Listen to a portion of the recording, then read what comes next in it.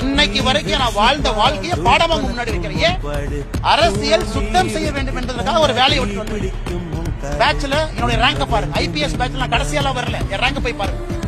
2011 IPS pass அவுட்ல rank என்ன? Rank number 2. அத்தனை பேர் ரேங்க் நம்பர் 2ல நீங்க 150 பேர் இருக்கக்கூடிய ஐபிஎஸ் ஆபீசர் இருந்தா இந்தியால எங்க போவீங்க? அது உங்களுக்கு தெரியும். எதற்காக 9 வருஷத்துல வித்துட்டு வந்தேன் அது எனக்கு தெரியும்.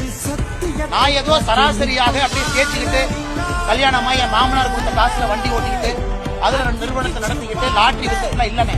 சொந்தமாக உழைச்சு உங்க முன்னாடி நின்று சுயமாக பேசிட்டு இருக்கேன். எந்த காட்ஃபாதரும் கிடையாது. 0 காட்ஃபாதர். அதனால மிக பெருமையா இருப்பேன். கொஞ்சம் வாய்ப்பேச்சு அதிகம், கொஞ்சம் குறும்பு அதிகம், கொஞ்சம் தன்மானமும் வைராகியமும் கொஞ்சம் அதிகம். அப்பப்ப பிரச்சனை மாட்டிக்கிறேன்.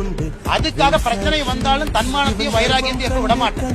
எந்த பிரச்சனையும் வந்து தனி மனிதனாக விவசாயம் செஞ்சாலும் திரும்ப வந்துகிட்டே தான் இருக்கும்.